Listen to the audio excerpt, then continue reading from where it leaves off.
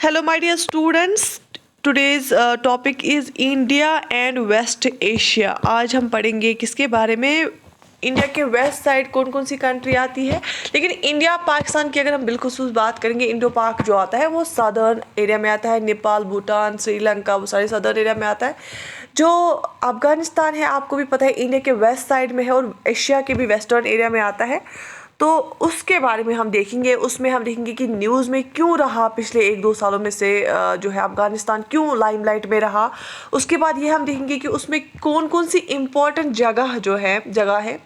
तो वो जो many places which were in news in the last year and this year also, and why Afghanistan and those places were in news and why they were highlighted and why they were continuously discussed and debated.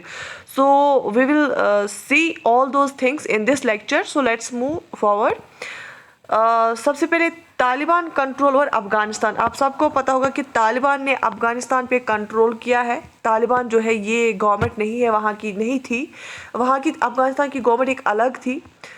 तो वहाँ पे जो है foreign forces बहुत थे जो कि war में लगे हुए थे वहाँ पे तालिबान के साथ, लेकिन अल्टीमेटली उन्होंने सरेंडर किया तालिबान के सामने और तालिबान ने फिर उसको कंट्रोल किया, ओवरटेक किया वहाँ की अफ़गान गवर्नमेंट को भी। और अभी जो गवर्नमेंट है वहाँ पे तालिबान की गवर्नमेंट है, ठीक है। तो इसके बारे में देखेंगे क्यों था न्यूज़ में ज़्यादातर अफगानिस्तान और तालिबान, क्योंकि तालिबान ने सीज किया पावर अफगानिस्तान का और उन्होंने कैप्चर किया काबुल को, ठीक है। उन्होंने काबुल को, जो अफगानिस्तान की कैपिटल है, उसको कैप्चर किया और वहाँ की गवर्नमेंट को ओवरटेक किया और वहाँ पे तालिबान अब रूल करता है। और उन्होंने क्या, जब उनको कैप्चर किया, उन्होंने अल्टीमेटम दिया यूएस के विड्रॉल को और यूएस वहाँ से निकली। एक तालिबान और यूएस के बिटवीन में एग्रीमेंट हुआ, एक पैक्ट हुआ, सीज फायर हुआ परमानेंटली, जिस वजह से फिर जो अमेरिकन फोर्सेस थे वो निकले। और उस वजह से जो वहाँ की गवर्नमेंट थी, फिर वो तो थी उस टाइम पे, लेकिन जो तालिबान आते आते काबुल पहुँच गया, कैपिटल सिटी, वहाँ पे सेक्रेटरीट पहुँच गया, उस बिल्डिंग पहुँच गया, मेन जो बिल्डिंग थी, तो जहाँ पे प्रेसिडेंट हुआ करते थे, वहाँ पे जो आई थिंक अशरफ गनाई थे, तो उसने फिर क्या किया, फिर वो भी वहाँ से भाग गया। तो यूएस भी इसमें सीन में आता है, अफगान गवर्नमेंट भी आती है और तालिबान भी आता है, ठीक है। यहाँ पे आपको याद रखना है सबसे इम्पोर्टेंट पॉइंट, इंडिया ने एक ऑपरेशन फिर कंडक्ट किया जिसका नाम है देवी शक्ति। देवी शक्ति ऑपरेशन क्या था? इसमें इंडिया ने जो वहाँ पे वो इंडिया के सिटीजन्स थे जो वहाँ पे भागना चाहते थे उस टाइम पे, और कुछ जो पार्टनर्स थे, Afghan partners government of India के, उनको वहाँ से उठाया, अपने जहाज़ में लेके वापस आ गए। तकरीबन 800 लोगों के इंडिया ने वहाँ से जो है निकाला। और ये किस ऑपरेशन के थ्रू निकाला? ऑपरेशन देवी शक्ति के थ्रू निकाला। याद रखना है, यहाँ तक समझ आ गया? देखो यहाँ पे अब हम देखेंगे तालिबान का मतलब क्या है? स्टूडेंट्स, क्योंकि तालिब हम बोलते हैं ना स्टूडेंट को, एक मदरसे में जो स्टूडेंट पढ़ता है उसको हम तालिब बोलते हैं, और तालिबान हम बोलते हैं स्टूडेंट्स को। किस लैंग्वेज में? पश्तू लैंग्वेज में। क्योंकि बेसिकली अगर हम देखेंगे अभी भी जब तालिबान वाले बयान देते हैं वो अपनी पश्तू लैंग्वेज में बयान देते हैं, ठीक है। तो पश्तू लैंग्वेज में हम तालिबान को किसको बोलते हैं? स्टूडेंट्स को हम पश्तू लैंग्वेज में तालिबान बोलते हैं। तो उसी से तालिबान निकला है। ये इमर्ज हुआ 1994 के अराउंड में। कब हुआ ये इमर्ज तालिबान? 1994 में। सादर्न अफगानिस्तान सिटी में, कंदहार में। मैं आपको मैप पे पूरा दिखाऊंगी। जो सादर्न अफगानिस्तान की सिटी है कंदहार, वहाँ पे ये हुआ, इमर्ज हुआ 1994 पे। क्या? तालिबान, ठीक है। नाम ये इतना याद रहा, ठीक है। बेसिकली ये तालिबान क्या था? एक ग्रुप था जो एक सिविल वॉर लड़ रहा था वहाँ पे, और जो चाहता था कंट्री को वो क्या करे, अपने कंट्रोल में लाए। लेकिन ये सक्सेसफुल नहीं होता था। कुछ एरियाज में इन्होंने कब्जा जमाया था, लेकिन पूरी कंट्री में नहीं। लेकिन इस बार पहली बार इस साल में, कि लास्ट ईयर में, इन्होंने क्या किया, पूरी कंट्री पे कब्जा जमा लिया। तो जब पहले देखो अफगानिस्तान में सोवियत यूनियन जो यूएसएसआर था ना, उन्होंने वॉर स्टार्ट किया था। जब वो निकले ना, तो तालिबान जो है एक फैक्शन बना। इवन वो चाहते थे कि फॉरेनर यहाँ पे ना आए, तो एक सिविल वॉर में ये आ गए, एक ग्रुप था। तो इन्होंने उसके विड्रॉल के बाद ये फिर ज़्यादातर आ गए जब 1989 में। और उसके बाद जब गवर्नमेंट का कोलैप्स हुआ 1992 में, जब सोवियत यूनियन यूएसएसआर भाग गए 1989 में, फिर गवर्नमेंट का कोलैप्स हुआ 1992 में, तो तालिबान अच्छे से उभर गया। कुछ एरियाज़ में इन्होंने कंट्रोल किया।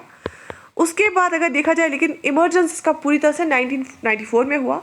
Bye 1998 it had taken control of almost all the country and were only removed from power by US led forces in 2001. तो मैंने बोला कि 1989 में पहले USSR वाला किस्सा, फिर 1992 में जब गवर्नमेंट का कोलैप्स हुआ, फिर 1994 तक क्या हो गया, फुल फ्लेज जो तालिबान वाले हैं बहुत सारे एरिया में आ गए थे, और इन्होंने बाय 1998 ऑलमोस्ट पूरी कंट्री पे इनने कब्जा जमाने की कोशिश की थी. लेकिन 2001 में क्या हुआ, यूएस फोर्सेस, अमेरिकन फोर्सेस गए जिन्होंने वॉर स्टार्ट किया अफगानिस्तान के खिलाफ. देखो, जब इससे पहले जब वो कंट्रोल करने आए थे, जब उन्होंने पूरी कोशिश की थी पूरी कंट्री को कंट्रोल करना, फिर कुछ एरियाज़ पे उन्होंने कंट्रोल हासिल भी किया था, वहाँ पे उन्होंने एनफोर्स किए थे अपने रूल्स, मतलब जो वो इस्लामिक रूल्स बोलते हैं, लेकिन वो बहुत हार्श रूल्स थे, हार्ड लाइनर वर्जन ऑफ शरिया और इस्लामिक लॉ जिसको हम बोलते थे, वो इन्होंने नाफिज किया था वहाँ पे. और इन्होंने बहुत ज़्यादा ब्रूटल पनिशमेंट्स, जो सज़ाएँ थी वो बहुत ख़तरनाक होती थी, और वुमेन के राइट्स को जो है वो बहुत कम किया था, रेस्ट्रिक्शन लगा दी वुमेन पे, उनकी एजुकेशन पे, या फ्रीली वो मूव नहीं कर सकती थी, उनके साथ कोई महरम होना चाहिए, अपना होना चाहिए घर का, तब वो वुमेन बाहर जा सकती है. और इन्होंने बैन किया था म्यूज़िक और सिनेमा भी तब, ठीक है, तब उन्होंने बहुत हार्श जो है रेस्ट्रिक्शन लगाई थी. लेकिन फिर 2001 में क्या हो गया था, यूएस आ गए थे वहाँ पे तालिबान के साथ लड़ने के लिए, लेकिन अल्टीमेटली इन्होंने लास्ट ईयर फिर पूरा कब्जा जमा दिया, और यूएस फोर्सेस को फिर अल्टीमेटली वहाँ से निकलना पड़ा. यहाँ तक समझ आ गई.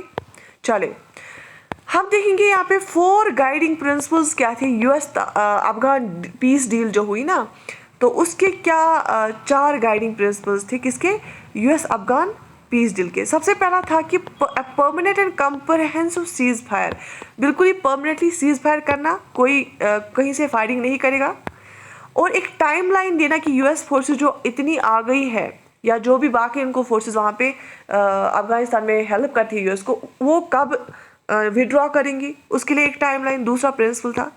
तीसरा था एक पॉलिटिकल सेटलमेंट जिसमें इंट्रा अफगानिस्तान डायलॉग और निगोसिएशन हो, किसके बीच में, तालिबान और अफगान गवर्नमेंट के बीच में. ये तीसरा इनका मौजू था, प्रिंसिपल था. और चौथा था कि जो है आगे से अफगानिस्तान की सॉइल पे इंटरनेशनल टेररिस्ट या ग्रुप्स जो है,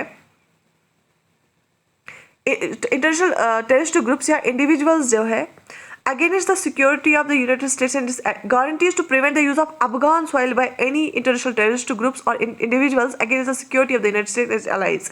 देखो, जब यूएस ने बोला कि हाँ ठीक 4 प्रिंसिपल्स, फिर क्या आ गए, इन्होंने बोला कि आप कंप्लीटली सीज फायर करेंगे, परमानेंटली हो गई ठीक. दूसरा टॉक्स चलेंगी बिटवीन तालिबान एंड जो गवर्नमेंट बच्ची कुची थी उसके बीच में. तीसरा एक टाइमलाइन देंगे कि हम कब कितने टाइम में हम पूरा निकलेंगे अब यूएस वाले फोर्सेस. और चौथा ये कि यूएस के खिलाफ ये कोई कार्रवाई नहीं करेंगे, तब जाके यूएस ने माना कि नहीं हम अब निकलेंगे. ठीक है, तो ये 4 प्रिंसिपल्स थे. उसके बाद देखो, मैंने आपको ये बताया अभी कि ऑपरेशन देवी शक्ति इंडिया ने कंडक्ट किया. क्यों, इन्होंने 800 जो है सिटीजन्स को वहाँ से निकाला, जिसमें कुछ अफगानिस्तान के भी पार्टनर्स थे इनके, और सिटीजन्स भी थे इंडिया के. तो इन्होंने एक वहाँ से रेस्क्यू किया लोगों को. लेकिन ये इंडिया का पहला एक्सपीरियंस नहीं था, क्योंकि ये न्यूज़ में रहा है. कुछ और ऐसे ऑपरेशंस जो 2000 से किए हैं इंडिया ने, वो आ सकते हैं एग्ज़ाम में. ऐसे कौन से ऑपरेशंस और किए हैं इंडिया ने जो कि फिर जिससे इन्होंने पीपल को कॉन्फ्लिक्ट जोन से निकाला था, वो ऐसे हैं, आपको याद रखना है. सबसे पहले मैंने आपको पढ़ाया ऑपरेशन देवी शक्ति, जिससे इन्होंने 800 सिटीजन्स को अफगानिस्तान से निकाला हिंदुस्तान ने.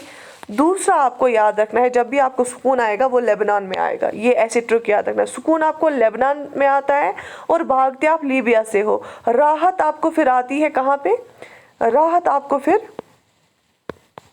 आती है यमन में. ठीक है, तो जो है सुकून आपको लेबनान में आता है. मतलब ऑपरेशन सुकून हिंदुस्तान ने स्टार्ट किया 2006 में, जिसमें इन्होंने इंडियन, श्रीलंकन और नेपाली सिटीजन्स को लेबनान से निकाला. जब लेबनान में वॉर स्टार्ट हुआ था, तो ऑपरेशन सुकून के ज़रिए 2006 में हिंदुस्तान ने क्या किया, एक तो हिंदुस्तानियों को, श्रीलंकन्स को और नेपाली सिटीजन्स को निकाला लेबनान से।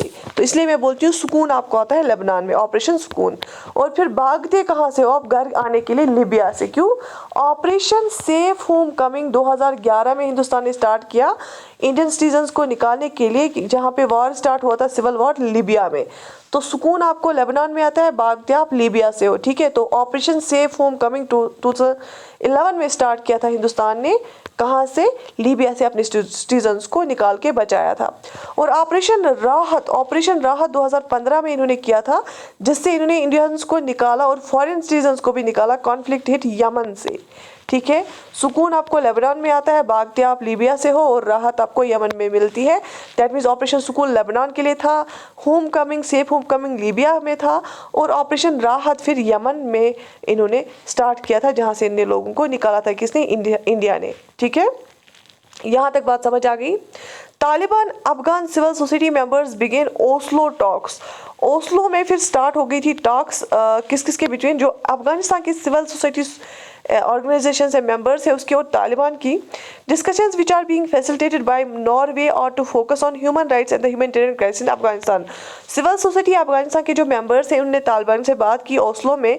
नॉर्वे ने इन फैसिलिटेट किया था उन टॉक्स को, सो दैट कि ये इनके साथ ये बात कर रहे थे कि अगर तालिबान को बोला इनने, अगर आप गवर्नमेंट पे कंट्रोल करोगे लेकिन जो ह्यूमन राइट्स की खदशात हो रहे हैं वहाँ पे, कि आप शायद सज़ा दोगे जो जिन्होंने भी कुछ किया है आज तक, या वुमेन के राइट्स पे, या बाकी ह्यूमैनिटेरियन क्राइसिस जो होंगी उनके बारे में फिर बात हुई उस पर।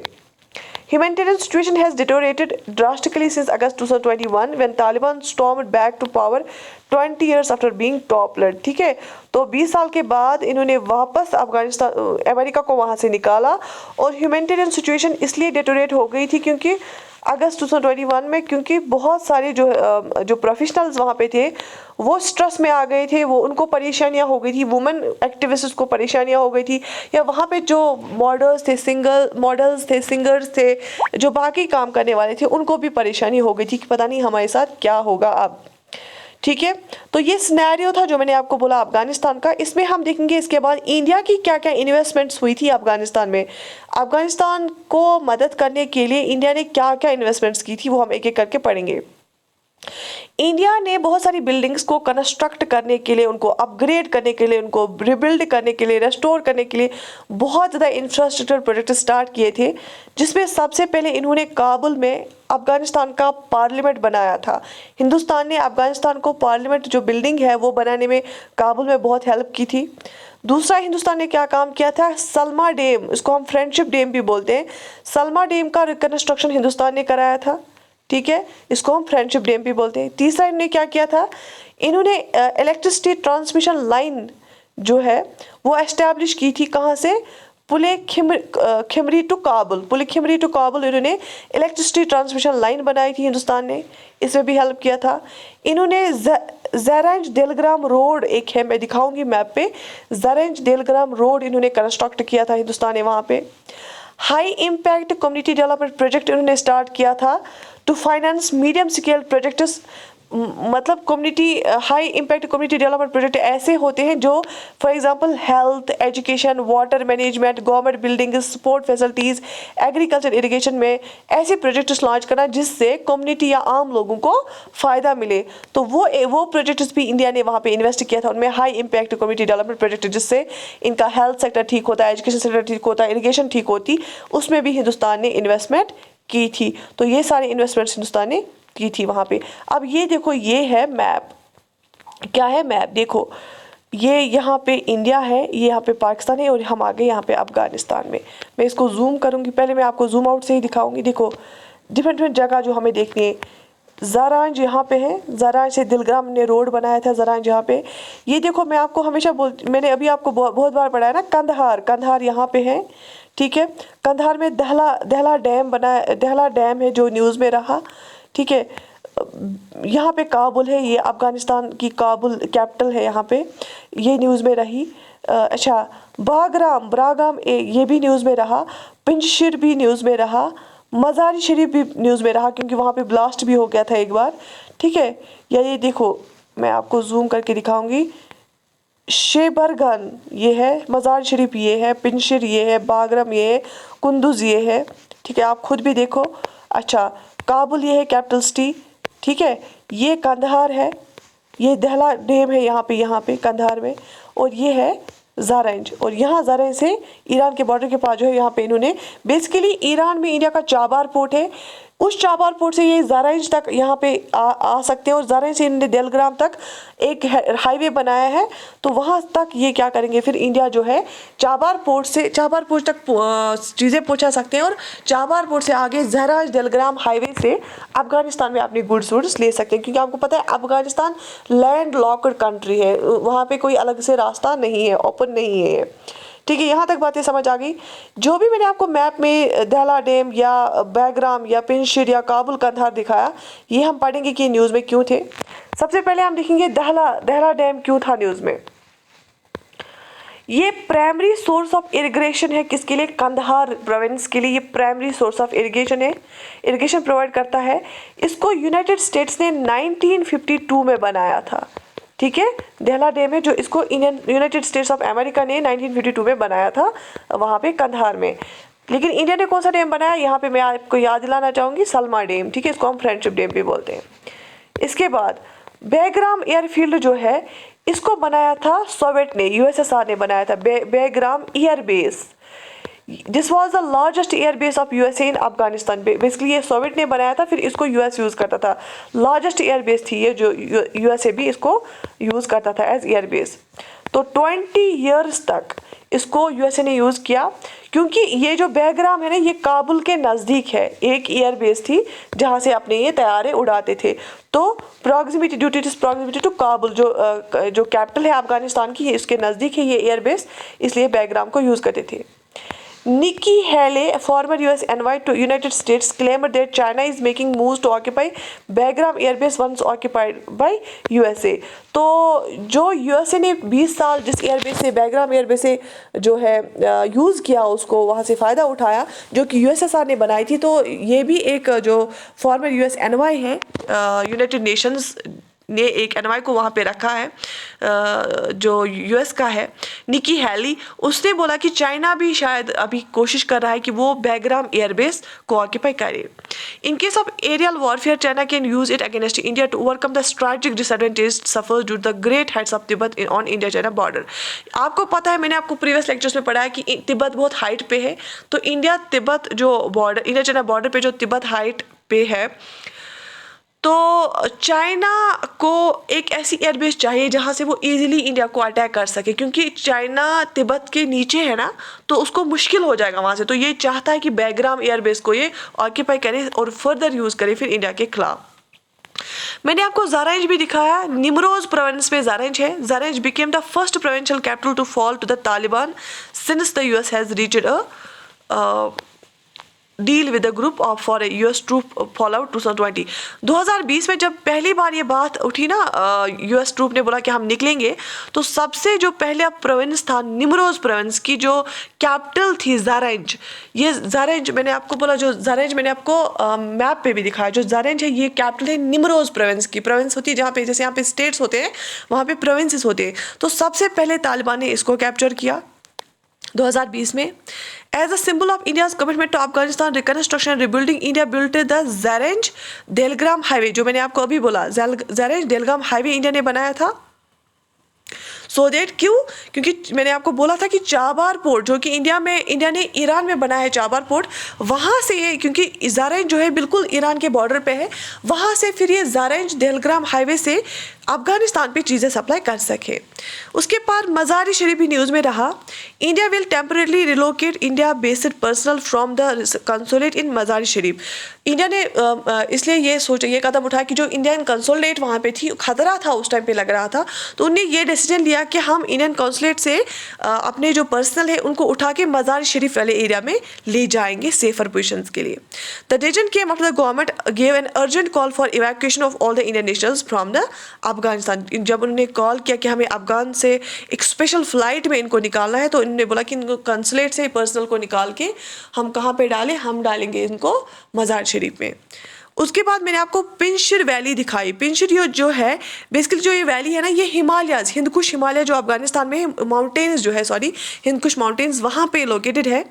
और entire valley is located along the पिंशर river, वहाँ पे कि उसी के नाम पे वैली का नाम पड़ा है, which flows all this length. ठीक है, जो पिंशर वैली है वहाँ पे, उस पिंशर वैली की पूरी लेंथ को एक जो है दरिया बहता है जिसका पिंशर रिवर नाम है। ये हिंदकुश माउंटेन्स में है, ये भी अफगानिस्तान में है। Almost 100% of population of this valley are ethnic Tajiks. देखो अफगानिस्तान का आप देखोगे बॉर्डर सेंट्रल एशियन कंट्रीज में भी आता है, मैंने आपको दिखाया ताजिकिस्तान से। तो ताजिक जो है ना, बेसिकली ताजिकिस्तान वाले लोग बॉर्डर के इस पार एक बार आ गए थे, तो 100% वहाँ पे पॉपुलेशन जो है पिंशर वैली में वो ताजिकिस्तान ऑरिजिन के है, ताजिक ऑरिजिन के हैं। Special feature it has rich deposits of silver, various types of crystals including emeralds and rare earth minerals too. Panjshir valley में सबसे ज़्यादा क्या मिलता है? सिल्वर डिपॉजिट, ठीक है, चांदी मिलती है। और वहाँ पे एमराल्ड, एक एमराल्ड होता है वो स्टोन, वो बहुत महंगा होता है, ग्रीन कलर का होता है, वो वहाँ पे निकलता है। और रेयर अर्थ मिनरल्स बहुत ज़्यादा जो इंपॉर्टेंट होते हैं सेमीकंडक्टर्स को यूज़ करने में, सेमीकंडक्टर्स मिनरल मटेरियल बनाने में, तो रेयर अर्थ मिनरल्स वहाँ से भी निकलते हैं। देखो इसको बोला जाता है graveyard of invaders, as no invader could succeed to conquer. इस एरिया को ग्रेवयार्ड ऑफ इन्वेडर इसलिए बोला जाता है, जितने भी आए थे इसको कॉन्क्यूर करने के लिए, किसी को भी आज तक फतह हासिल नहीं हुई। इसके बाद अगर हम देखेंगे कंदहार, कंदहार क्यों न्यूज़ में रहा? With the Taliban fighters at Kandahar gates, India evacuated its diplomats and other staffers from the Kandahar consulate as a precautionary measure. जो कि मैंने अभी बोला, इन्हें कंदहार कंसुलेट से अपने जो अपने पर्सनल है वहाँ से निकाला, क्योंकि कंदहार में जब तालिबान फाइटर्स थे वहां से निकाला और मजार शरीफ इनको ले लिया, स्पेशल फ्लाइट में फिर वापस ले आए। Kandahar is the second main city of Afghanistan after Kabul, lying on a plain next to the Tarnak river in the south central Afghanistan. सबसे पहले जो इनकी काबुल है ना कैपिटल, वो प्लेन पे है, प्लेन एरिया में अफगानिस्तान में। उसके बाद सेकंड मेन सिटी है कंदहार वहाँ पे अफगानिस्तान में, जो कि किस एरिया में है? जो कि तरनाक रिवर के बाद आती है साउथ सेंट्रल अफगानिस्तान में। मैंने आपको दिखाया भी है कंदहार, जैसे अफगानिस्तान है, कंदहार यहाँ पे साउथ सेंट्रल एरिया में है। ठीक है, जैसे मैं फिर से मैप बनाऊंगी यहाँ पे, ठीक है, काबुल यहाँ पे, कंदहार यहाँ पे, ठीक, मैप में आपको दिखाऊंगी। इसलिए बहुत ज़्यादा न्यूज़ में थी, मैं आपको फिर से मैप पे सारी चीज़ों का फिर से बताऊंगी, एक बार रिवाइज हो जाएगा। देखो ज़िराज है, बिल्कुल ईरान के बॉर्डर पे है, यहाँ पे दिलग्राम तक इन्होंने इंडिया ने हाईवे भी बनाया था। और ज़िराज पहला जो निम्बुस प्रोविंस का पहला कैपिटल है, जिनको 2020 में जिस पे ऑक्यूपाई किया था, किसने? तालिबान से। कंदहार दूसरी बड़ी सिटी है काबुल के बाद, देखो ये साउथ सेंट्रल में आता है। तो कंदहार में ये दाल्हा डैम है जो कि यूएसए ने 1952 में बनाया था। ये कंदहार रीजन को इरिगेशन प्रोवाइड करती है। तो कंदहार से कंसुलेट से इंडिया ने अपने ऑप्शंस को निकाला था और मजार शरीफ ले गए थे बचाने के लिए। बागराम जो है वहाँ पे एयरबेस है जो कि यूएसएसआर ने बनाई थी, और जो कि यूएसए ने फिर 20 साल तक यूज़ किया। अब चाइना इस पर कब्जा जमाना चाहता है। काबुल जो है जो कैपिटल सिटी है इसकी अफगानिस्तान की। पिंशर वैली कहाँ पे है? जो है हिंदकुश माउंटेन्स में है, और कोई भी आउटसाइडर यहाँ पे नहीं आज तक कॉन्कर कर पाया। वहाँ पे ताजिक इतने लोग रहते हैं 100%। ये मजार शरीफ है जहाँ पे हिंदुस्तानी लोगों को लिया गया था। तो ये सारी चीज़ें हैं जो कि आज आपको पता होनी चाहिए। और ये देखो यहाँ पे ये जो पिंशर वैली है ना, यहाँ पे देखो बॉर्डर किसके साथ हो रहा है? यहाँ पे अफगानिस्तान का ताजिकिस्तान के साथ इतना बॉर्डर है यहाँ से देखो। तो ताजिक पीपल यहाँ पे बेसिकली यहाँ साइड से भी ताजिक ही रहते हैं पिंशर वैली में। और पिंशर वहाँ पे रिवर भी है जो कि पूरे वहाँ पे बहता है, इसलिए इस वैली का भी नाम है पिंशर। ठीक है, तो आई होप आपको ये जो सेशन है एक यूजफुल सेशन लगा होगा और आपको बहुत जो है चीज़ें पता लगी होंगी इसमें कि इंडिया और वेस्ट के साइड क्या ताल्लुकात है, कहाँ से आता है, अफगानिस्तान में कितनी जगह है जो न्यूज़ में थी, क्यों न्यूज़ में थी। और इससे आपको और भी चीज़ें जो है इंसाइट मिलता है। और कभी आपको कोई और भी क्वेश्चन होगा, वहाँ पे कोई ऑप्शन होगा इन सारी जगहों में, तो आप आराम से एलिमिनेट कर सकते हो, क्योंकि आपको पता होगा कि ये इनकी लोकेशन क्या है और किस कंट्री में बिलोंग करते हैं। सो आई होप आपको ये जो है सेशन अच्छा लगा होगा। I wish you all the best, take very good care of yourself. अल्लाह हाफिज़।